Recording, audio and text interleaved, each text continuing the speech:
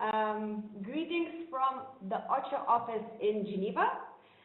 My name is Some of you know me, and you definitely know our special guest today. This lecture series that we call UNDAC Talks really aims to strengthen the UNDAC system as a center of excellence. And what we try to usually do is we select a topic where we can extract and borrow from the expertise of our pool of members and share that special expertise with all of you. So in the past, this is the 6th episode. In the past, we have talked about issues such as disaster waste management or the use of satellite imagery in disaster response. We have talked about specific response missions such as the last UNDAC mission to Mexico. But this time we thought, this is the last episode of the year. We're coming to a certain ending and we're looking forward to the next year. So we thought we'll do something different. We'll invite Jesper to reflect a bit on the system itself and what UNDAC has been, what it has become, and where we wanted to see go in the future. Hi, Jesper. Hi, Gitara, thank you very much. Thank you very much for taking your time of your busy schedule. I certainly have a list of questions that I long wanted to ask you, and I'm sure that our participants also want to ask you a few questions. So the plan is I'm going to interview Jesper for about 20 to 30 minutes, and then you'll all have a chance to ask a question, which you can do either through the chat function, or you can raise your hand. There's a little button with the hand icon, so you can ask that and we will connect you to an audio. So, Jesper, yes? Yes, and then after 20 minutes there will be nobody online anymore to ask questions. Well, but we'll try to keep it interesting, and I'll try to ask you a few good questions. So, Jesper, I want to start this conversation by going back to 1998. You've been a UNDAC member for about 20 years now. Which is a long time. So you moved to Geneva from Copenhagen. You drive here by car, but you're already an UNDAC member. So can you tell me how you came in touch with the system and what was your first induction like and what were your thoughts about the UNDAC system in the beginning? Okay, actually I heard about UNDAC for the first time in '93. I was deployed as one of the few staff in the Danish Emergency Management Agency that had international experience. I was in Bosnia, and suddenly my focal point was away for 2 weeks to participate in this event. So that's where I came across UNDAC, but I forgot about it after that. And then in my career with DEMA, there was an opportunity to be seconded, and the plan was that I should be seconded to the Field Coordination Support Unit, which was called at that time, in 1998. Unfortunately, there were some political issues related to the Danish support to OCHA at that time. So it was all delayed somewhat, but in that process, there was an UNDAC induction course which took place in Lausanne, and it was suggested that I participated in that course, at least to get a sense of what the section were doing. So I did that, and I came back, first of all, very much enlightened, but it was a very different form from training that I was used to. I was basically sitting with the dictionary under the table and trying to that I've never heard before. And there was a lot of discussion about coordination, collaborations, etc. And for me, they all meant the same, so I felt a little bit as an outsider. But we were only in this course 8 national experts. So, and the rest were OCHA? They were OCHA, and this course was very much to try to bring some of the complex emergency people in OCHA into a system because they didn't have any training, so it was used very much for that. And already the first deployment, which was to Afghanistan for an earthquake, I made it to the airport and was ready to go, but then a representative from the Danish Foreign Ministry arrived and said, you cannot fly because you don't have a contract and we cannot have you in Afghanistan. Without a contract. This was in 1998? That was in 1998. And then 1 month later I had received my contract and I deployed then to forest fires in Siberia. So that was my first actual mission. So what is it, when you went on your first mission, what was your function? I mean, what did you do? This is the first mission. How was the team organized? How different was it from the way we work today? Yeah. So it was very different in the sense it was a forest fire, but the approach was much more like, let's have a team and we go with the common terms of reference. We all gathered in Geneva, spent 2 days to discuss the terms of reference and course, my role was very clear to looking at the sort of operational side of firefighting. We went to Moscow and spent several days in Moscow meeting with EMERCOM, colleagues there, the forest department, and also sort of trying to understand what the issue were. And then we went to Siberia and traveled around to see the different sites where the fire had affected. And I was very operational and thought we needed to extinguish fires, but I realized that we were there rather to evaluate how the Russians had or had not been able to handle the situation. And then come back to Moscow with some concrete proposals of what could be done differently. And I can share with you now, so many years after that, the key challenge was that the Russian government had not paid salary to the people working in the forest and the forest fire department. So a lot of people were not at work and they were selling spare parts from planes, etc. So it was structural. It was not so much an operational issue. So it was very different from what I had expected, I must say. But the good side of that mission was I came via Geneva to debrief, and while in Geneva, it was then confirmed that I could indeed start a few days after, which I accepted. But as you know, things take time, so it took a little bit more than I want. So I started 1st of December. Actually, I started 30 November 98, and I came to a farewell party for a colleague here. So it was quite interesting to come into an organization to a farewell party. And it was in the middle of Hurricane Mitch. So colleagues were very, very busy. A lot of things going on, and I felt a little bit like, what can I do to help and support? But you know, you don't know the system, you don't know how to operate. I've never seen an email before in my life, so it was some sharp months to get familiar with FCSS and the work here. And I understand your second mission was already as a team leader. Yes. So can you tell me a little bit about that, and was it difficult to enter into this role? Did you find yourself as a natural? Yeah, so first of all, I was surprised because being a national member back in Denmark, we were issued with a beeper and we had all the equipment and you were ready to roll within minutes of an alert. An alert came out as a fax and came to DEMA, and then they were beeping us and we had to call. So we've always sort of this sort of sense of being in an emergency mode, and then we come down here and see that things were somewhat more relaxed and there was a lot of procedures that were lacking, so it was not so easy actually to deploy on that teams. The earthquake in Turkey in August, 17 August 1999. Again, the information came in not like an emergency alert, but we sort of picked it up from the media. We could see it looked bad, and then we actually decided that I should go on my own just to check it out, since there was no request either from the UN or from Turkey. And while being in while en route to Istanbul, I first of all didn't know where the earthquake was. Okay. So I just had this ticket to Istanbul, and I thought it was in Izmit. So I was looking in the flight magazine. I found a map of Turkey, and I found Izmit on the coast. So I pulled the page out, and when I arrived in Istanbul, I was paged and had to call back and said, you know, there's an alert and you need to go now. We need to be on site and start the coordination. And the team will arrive and different team members will arrive. So I went back to the information desk and said, how do I get to Izmit and how do I get to the earthquake? And they said, no, it's in Izmir and it's 60 kilometers down the coast, but and then you need to go by road. So it was sort of a very different start and sort of this sort of team deployment. But then people start arriving and I start interacting with some of the search and rescue teams. I remember Jesper and Richard van Hassenbroek were some of the UNDAC members that arrived with their USAC teams. And then we formed the team. What happened there, because I was only a very junior colleague, but everybody stepped back and said, no, you can be the team leader. So I became the team leader for quite a big mission there, but without sort of being designated from the beginning. You know, you had this earthquake, and 20 years ago, how quickly did you receive the information? What were your information sources? Because right now we have everything on Twitter within a couple of minutes. But how did that work back in the day? Yeah, but we got the information from the USGS, and it went through the offshore duty officer, who decided not to inform anybody because it was 2 or 3 o'clock in the morning.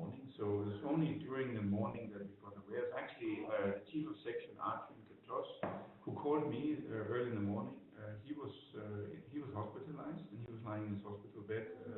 And he said, "Have you seen this earthquake?" And I said, "No." And he said, "No, but this is serious, and you need to do something."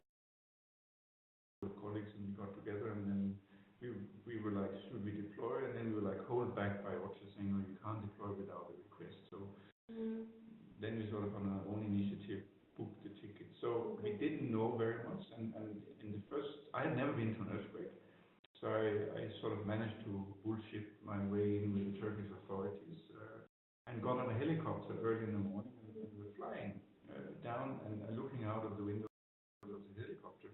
And it was only when I saw some houses that looked alike, but they had different height, that I realized here might be something. So we landed the helicopter and we could see these sort of pancake collapses.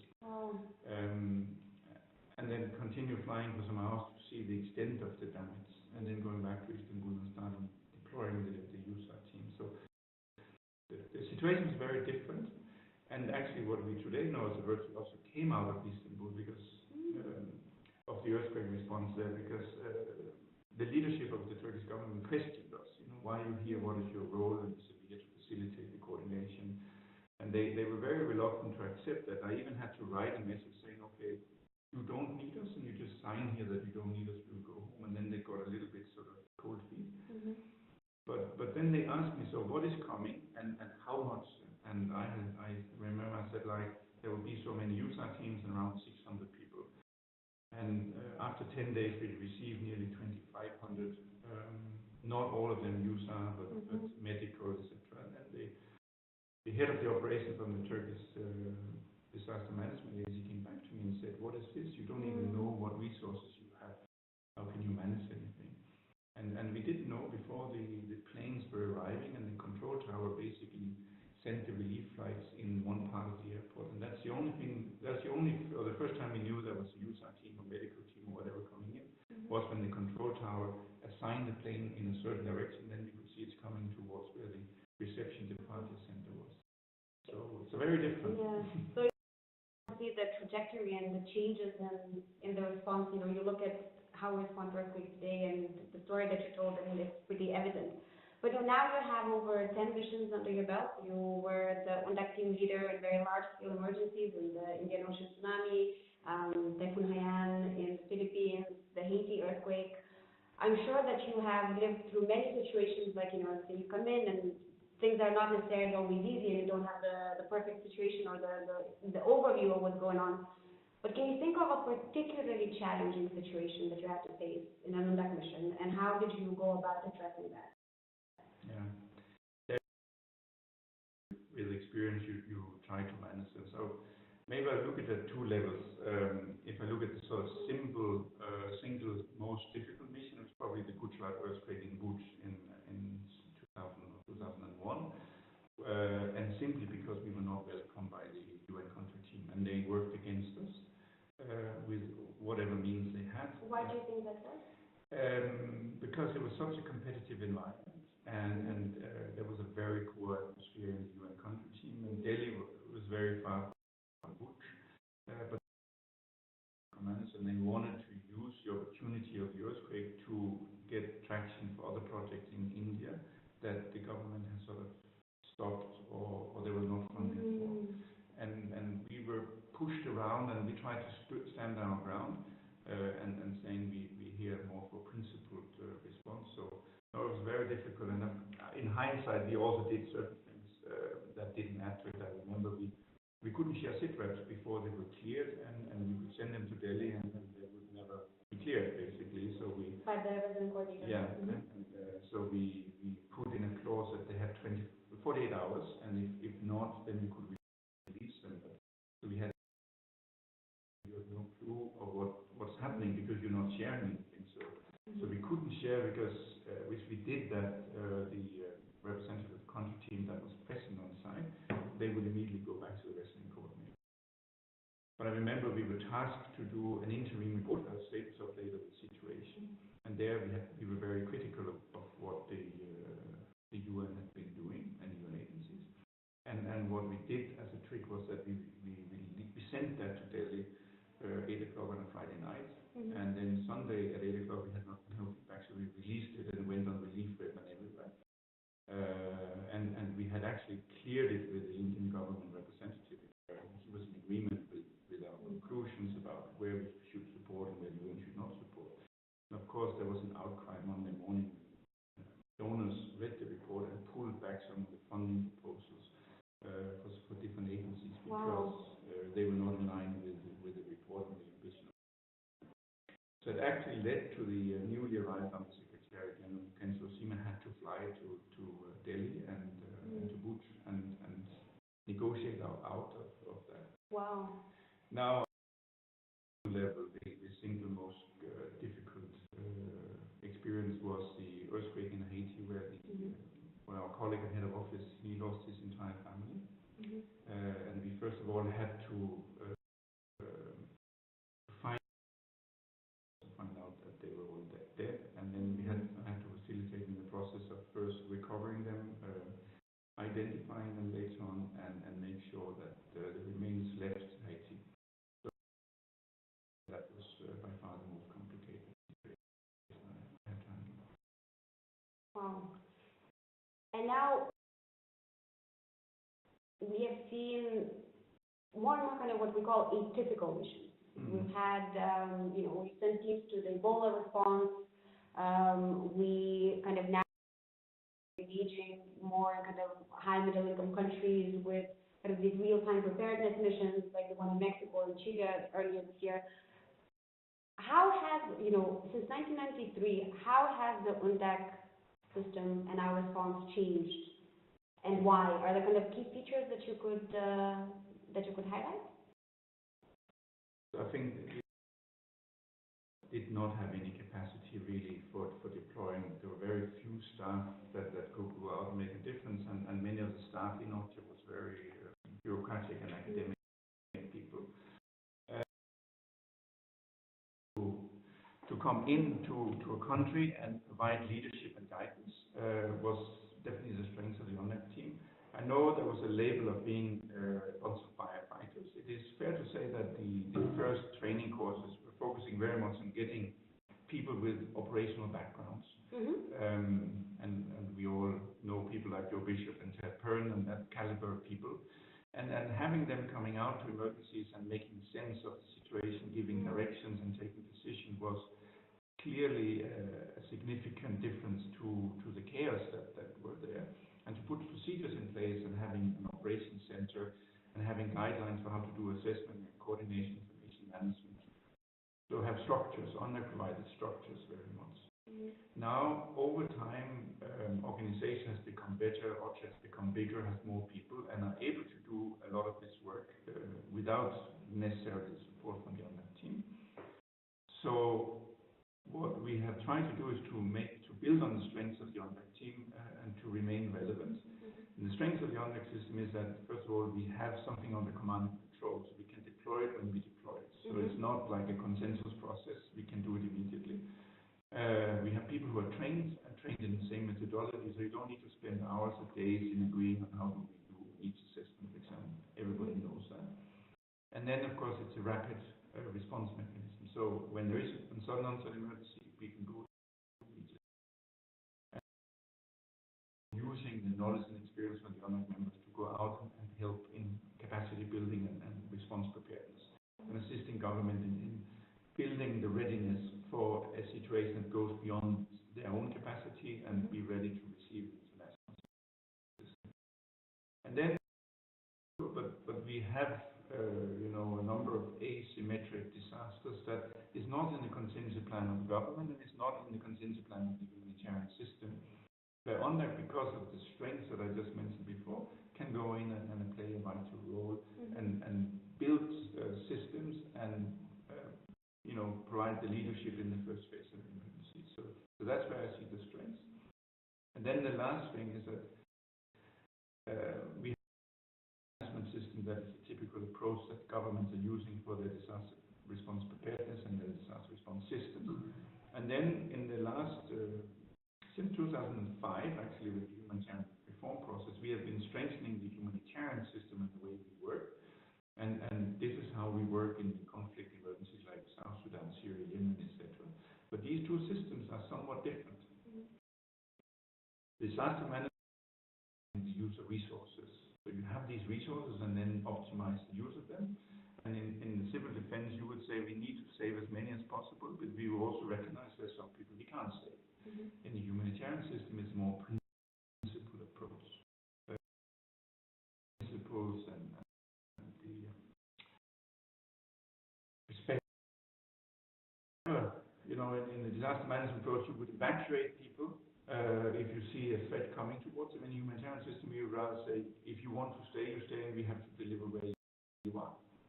And try to bring these two systems together. What do you think the main challenges are in trying to put? Why is it difficult to bring them together? And if so, why? No, because the mindset is very different, and the sort of methodology and approach are different. And of course, if I am the disaster manager, let's go back to the Philippines. So I'm operating according to my disaster management plan. And then we have these international people coming in and talking about protection and shelter and the whole cluster approach, and it doesn't fit directly into the disaster management plan. If I was a humanitarian, I said, no, sorry, but we can't rescue everybody because we have so much to do. So some people will not be served today. That's not acceptable. So it's the mindset and the language that are different, and our role is very much to try to be in between and bring them together and optimize. Because it does not provide added value in the views of those who are receiving them. They're not going to be very appreciative.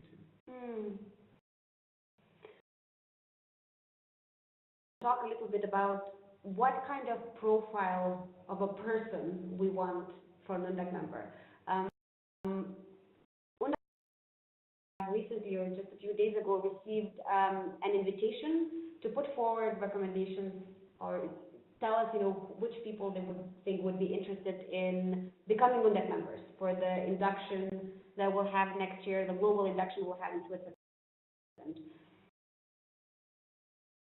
As OCHA in UNDAC members, in terms of skills, in terms of personality traits, in terms of values. Could you talk a little bit about that? Yeah, for me, the first thing is team.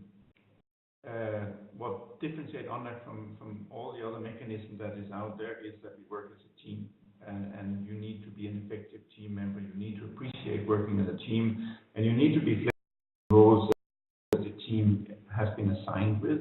And if you have accomplished your task, to support other team members that might not have.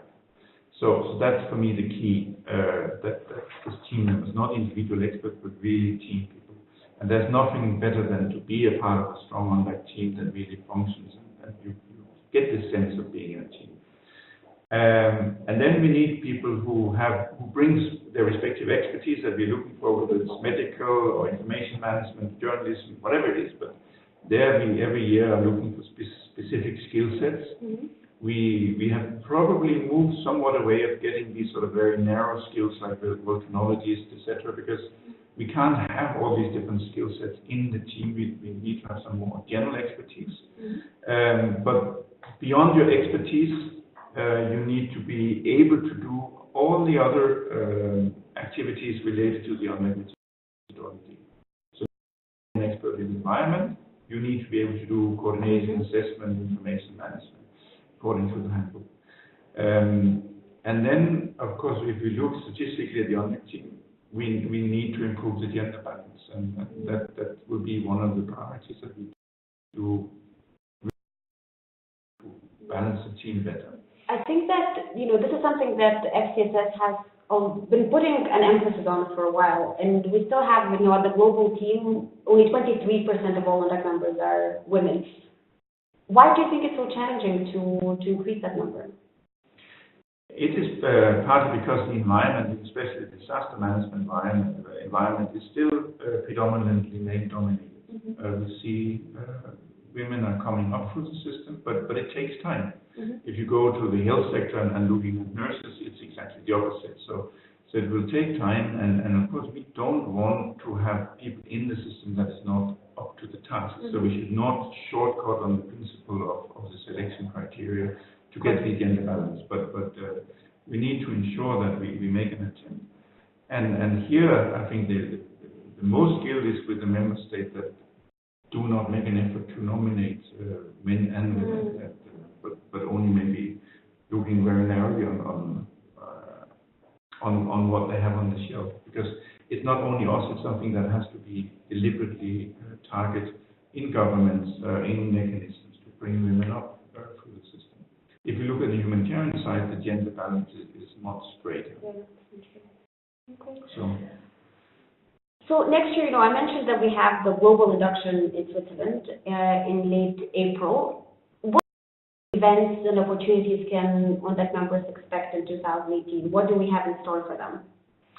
Yeah, so we have the UNDAC talks, and I very much appreciate this approach. And what is important for us is to try to keep the team and the sense of team and belonging, also outside of events or outside of missions.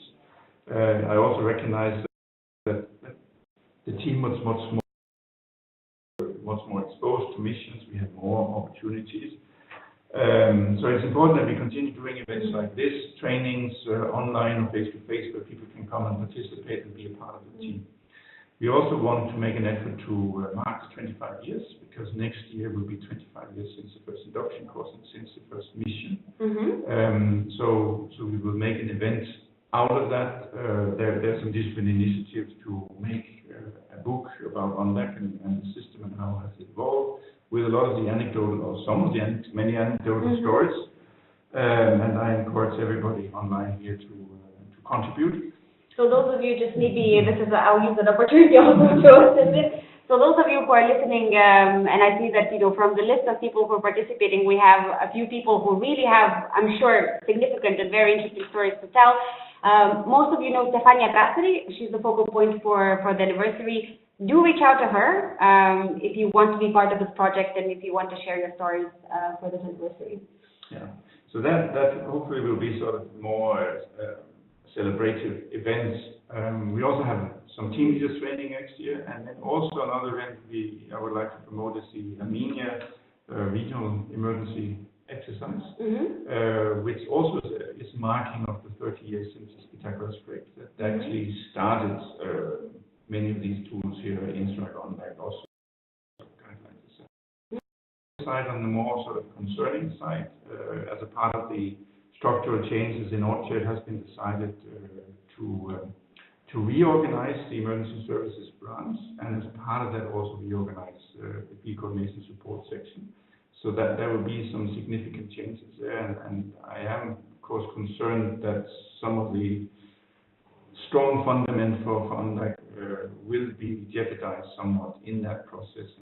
And I'm very focused on making sure that we still can deliver and continue having a strong. But as the organization is focusing increasingly on the complex emergencies, and we haven't had the big natural disasters for a while, and then there is a tendency in the political environment where it's all about money to forget about that until we are faced with another Haiti earthquake or Typhoon Haiyan. And when that happens, we still need to be able to deliver as effectively done in the past. Otherwise, we have failed this reorganization process. And trying to make sure, or making sure, not trying, we will make sure that these changes perhaps, enhance the way we work, and we'll try to make it a positive experience. But we also, now that we're talking about the future, so we have certain events planned for next year, and we mark this anniversary. But we have another milestone where we finished 4-year UNDAC strategy, and we're now developing 4 years. What are your priorities for the system? When we talk about how it has evolved and how it has changed and its added value and remaining relevant, when you look forward to the next 4 years, what are the priorities for you? Yeah.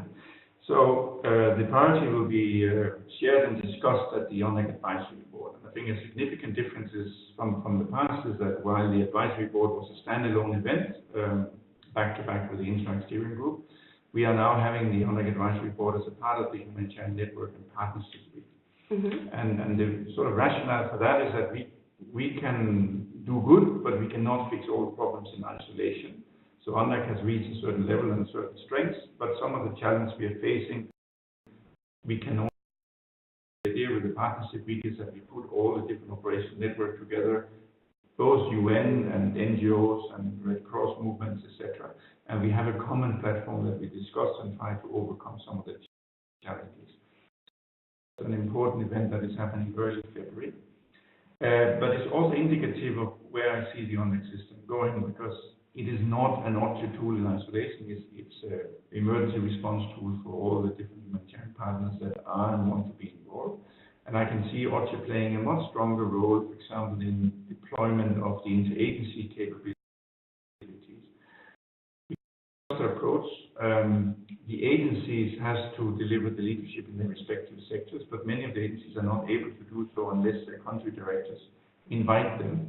But by being a part of the UNDAC system, they can go, and without that, because they go as UNDAC, and then of course if the cluster is activated, then they can go and work specifically on the cluster approach.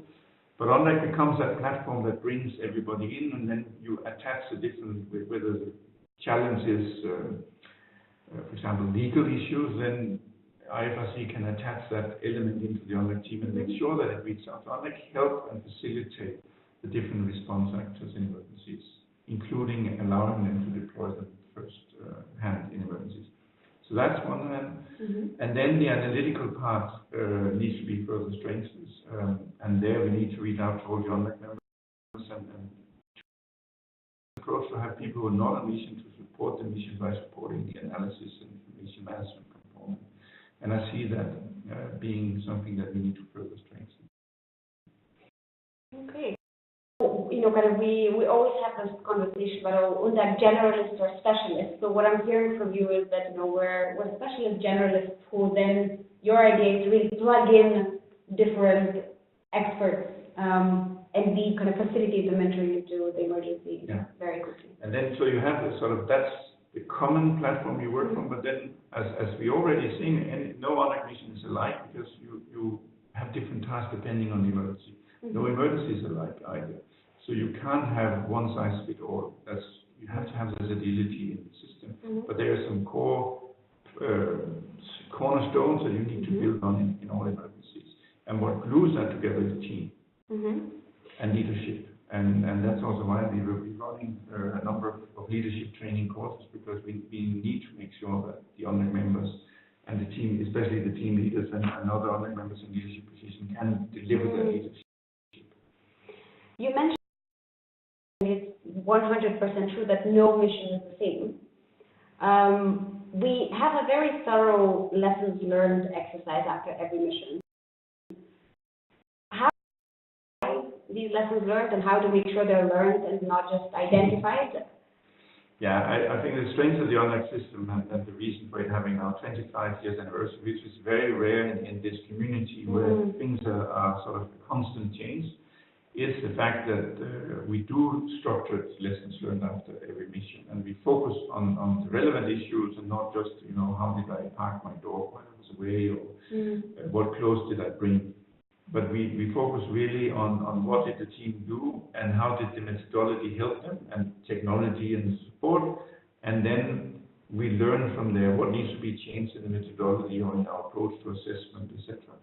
And then we first of all reintegrate that into the handbook. So if you go through the handbooks, and we are now working on a new handbook, so that methodology and the latest lessons observed or learned is integrated into the methodology, into the handbook, and captured there. It goes into the training, and it goes into the support. Again, when I joined the UNDAC team, we had a small suitcase with 2 computers and a printer, and nothing ever worked. And we realized that we cannot expect the UNDAC members to be able to operate these devices, and with that knowledge we built the whole support system that we know with map action and telecom share and ISP, etc. So that whole support element has now grown with 18 different organizations providing that support as one concrete example. It's good that you mentioned the UNDAC handbook, because of course we're revising the handbook as we speak. Is that going to be launched in February, in the Humanitarian Network Partnership Week? No, it will not be. What we have decided, we have now had the terms of reference just been approved by the Under Secretary General for Humanitarian Response. What we have the drafts of the handbook ready, but we are having a discussion with our partners, including the National Focal Point, about the UNDAC strategy. And only with the strategy completed and approved, we can actually finalize the handbook, because there might be elements in the strategy that is not captured in the handbook or vice versa. So we will continue having a process with adjustments of the handbook in an inclusive approach. So I expect the handbook to be finalized sometime May. Okay. And then again, the format of the handbook, we will of course have the traditional handbook that we can use for training, but we also want to make the handbook available electronically, so it becomes an operational tool that you can use when you're mission. So when you need to do an assessment, you go on your small app on your device, and then you have it there in an operational format. Before I hand over to the participants for their questions, I have one final question. I think many people who are listening in and who will be watching this on YouTube afterwards, they know you, they've heard your name, they recognize you. And I think you have a very privileged job. I'm sure it's not an easy job, but I think it's pretty cool. So what is it that you love most about your work? First of all, I'm proud of what I'm doing, and I'm proud of the people I'm working with. What I love the most is probably that there's no day that's the same, and there's this uncertainty. I have my mobile phone always on, and I can tell you it has given a lot of domestic challenges for me. But I just see that I have a need, and we have a need to be able to respond immediately to crisis and assist people in need. And it's really rewarding when you do so, and you come out and you can see that you are making a difference. And as I was saying to people when we're flying out to emergencies and people are a bit nervous, and I said, please don't be, because whatever you do will always be an improvement of the situation. So in that sense, my job is very easy. And then I'm very privileged to work with very capable people that are very motivated. I think that's also why I'm concerned about the direction of FCSS, because we have the advantage of FCSS that we're doing a lot of routine work, but then we have the emergencies where we're all coming together and we get the appreciation, being able to support and deploy on missions and activate the systems, and we can see that we're making an impact. If you're just writing sit reps or reports, you don't necessarily see the impact of it. So. Friends and colleagues, if you have any questions for Jesper, we have a few minutes. Please type this into the chat, or you can raise your hand, and I'm just going to open the list of attendees to see where you are. And, there's a question from Roberto.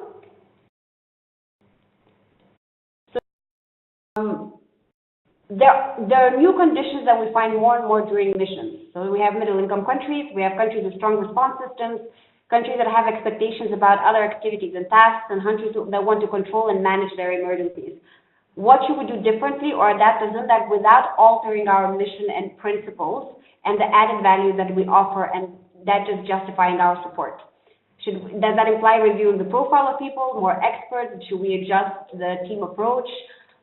What is our thinking? I think this is also a question that we had UNDAC consultations in the Americas region on the 1st of December, and with two missions in particular, the response to Chile forest fires in January and to the Mexico earthquake. It's a window of opportunity to engage with countries with very strong response systems, but how do we make sure we maintain our principles in the spirit of the UNDAC mission? So I think, first of all, more and more countries have the capacity to respond to most of the emergencies that are affecting them. And it's seen more and more often that it's a loss of faith when you're asking for international assistance. And when some countries have done so, they get affected by a second disaster, which is this tsunami of well-intending organizations that are coming in and responding uncoordinated and not necessarily within the framework of the National Disaster Response Plan. So how do we overcome that? I think, first of all, it's more increasingly important that we work with member states to, first of all, assist in building their capacity, but also making them aware of how the international response systems is working. So when they do respond to emergencies, they know the protocol and procedures for doing so, and they're familiar with what system will be coming in. I remember some years ago I was invited to the European Union gathering of member states. It was before the civil protection mechanism really took kick off, and it was called Think the Unthinkable. and I had actually spent some time on research and realized that no single member state that was participating in this event had in their disaster management plan any consideration for international systems. And now it's a prerequisite for the European Union member state to have that in their contingency plan, and they have to inform this to Brussels. So I think we need to work with member states to prepare them, and that also requires us to have more UNDAC members from disaster-prone countries that we can then either deploy to other countries in the region or to support and be the bridge between the international system and the incoming assistance. So that's one thing.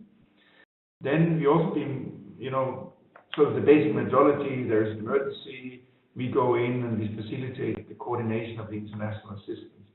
We need to make sure that it is coming closer to the government, so it's not like we manage the international, you manage the national, but we are coming in and probably increasingly becoming an advisory role towards the government and assisting the government and sometimes helping the government taking the tough decisions of calling off a USAR phase or stopping the international assistance, whatever it is. So becoming the super professionals that can build this trust with the government and help them to take the decisions and provide the leadership in emergencies. Jimenez asking, second, I had a question from him about the cluster system. So what are we, sorry about that. So what do the clusters think about UNDAC, and what are we doing to support the UN agency? Yeah, people sometimes ask me what do you feel about the clusters and what was it before the clusters. Before the clusters, we some of these sectors, but our main role was to try to provide or to identify a organization or entity that could provide leadership and coordination in the different sectors. Now with the cluster approach, there's a pre-given system in place. They have been struggling a little bit, first of all, with capacity to deliver leadership and coordination. And also the system has been sort of flawed a little bit because it was either all clusters and no clusters. And I think there needs to be much more agility in identifying what is it really needs in this situation, where are the gaps in the government response, and then what do we need to activate to enable the international system to fit in these specific areas, not all 11 or 16 clusters or how many there are, but in these 2 or 3 clusters or these 2 or 3 sectors is where the international system needs to support and work. And our role is first of all to help the government and other parts identify these, and then help the clusters setting up and being able. So in that first phase, providing them the support and assistance. And I would like to reach out to the clusters increasingly and offer them to come in as a part of the UNDAC response in the first phase. Because they have to go through their sort of mother agency and the country director, like what happened recently in Bangladesh, where the World Health Organization representation in Bangladesh did not want to activate the health cluster for the Rohingya crisis. And only now, when there is an epidemic outbreak, they come in and are running behind the curve. So I would like to work more with the clusters also to ensure that the system is more coherent. Because another challenge is that the response in sudden onset emergency is very much in the initial phase bilateral response.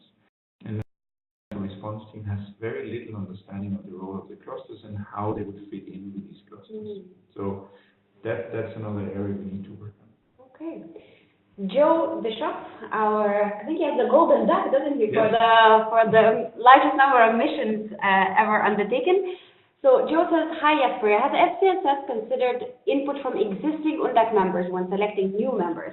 Many of us who train globally on disaster management courses, such as the EU courses, the user coordination courses, the EMTs, etc., can identify potential candidates for the UNDAC system.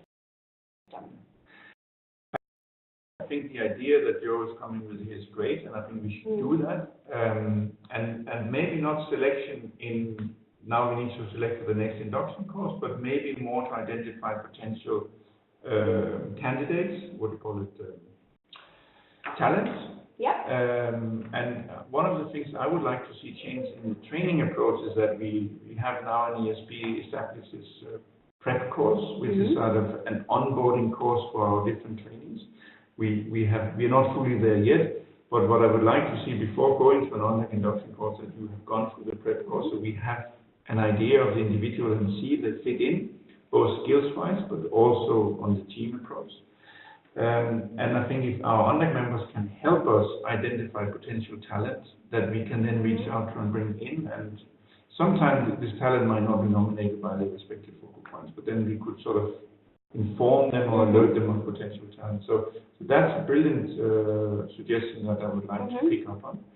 When we are doing this sort of selection process today, we are doing references. So in that sense, we are reaching out to UNDAC members sometimes. Okay, so we're going to be taking that on board, Joe. From Mogul, says Jesper, you mentioned, if I understood correctly, that the UN or OCHA can handle everything by itself. Are you sure? Does he still believe that the first days are possibly not covered without bilateral responders? Yeah. No, I'm not sure. But the challenge is that the organization sometimes thinks it can. And what was interesting for us that works in this environment, we are probably very aware of the difference we are making and how the importance of the work that we are doing. But it was actually only related to the earthquake in Haiti when there was what is called a real-time evaluation. So the humanitarian system will, in large-scale emergencies, do a real-time evaluation. And they normally happen 3-4 months after the impact of the emergency. And we have really never bothered to engage because there has never been any reference to what happened in the first days.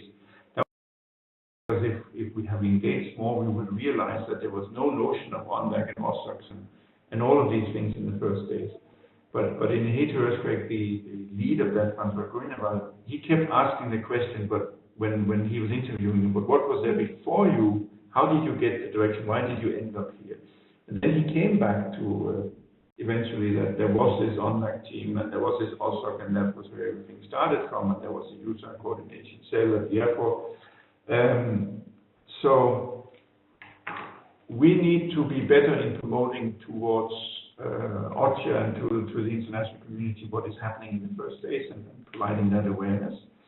And yes, there is an expectation that we can and will deliver in the first phase, but after an emergency, this is very often overlooked because it just happens, and nobody really understood why it happened or who did it necessarily. So I agree with that, Luis.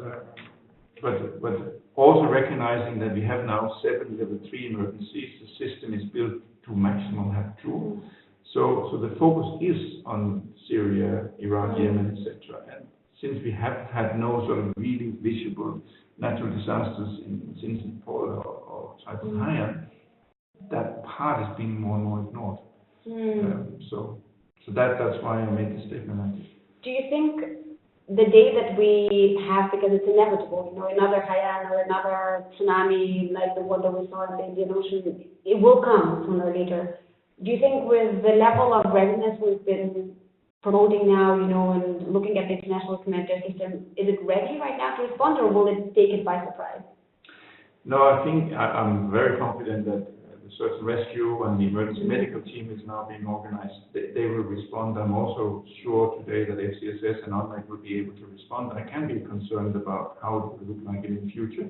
And one of the challenges are, of course, decision making, because it's fine to have all these tools on the shelf, but if you can't decide fast enough to deploy them, then you will be running behind.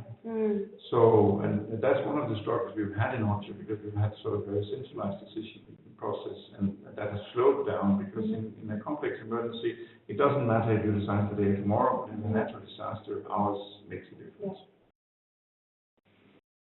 Okay. If you have a question, please type it in right now. But I don't see anything from anyone else at this point.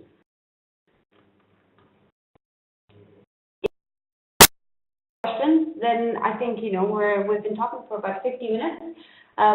What we will do is we'll, of course, like every episode, we're recording this and we'll post this on our YouTube channel and on the Facebook page. So if you have any additional questions that you haven't had the chance to ask Jesper, feel free to type in a comment and we'll make sure that we get back to you. But I think for now, we really want to thank you for your time and to wish you a Merry Christmas to those who celebrate and Happy New Year. I think Jesper comes prepared. We will be in touch with all of you about all these events that we're organizing next year, and I think we're pretty ready for any mission that will come our way. I can't take you seriously. So thank you once again, and we'll be in touch. And I hope you have a lovely Christmas week. And thank you Jesper again for your time. No, thank you for the opportunity, and thank you to everybody who was listening in. It is great to see the participation in the UNDAC system and the willingness and readiness of everybody to. We have a tradition of emergencies over Christmas and New Year, and I'm pretty sure, even though we have something in the coming days, that we will be able to respond and make a difference. Okay, so see you soon. Bye bye.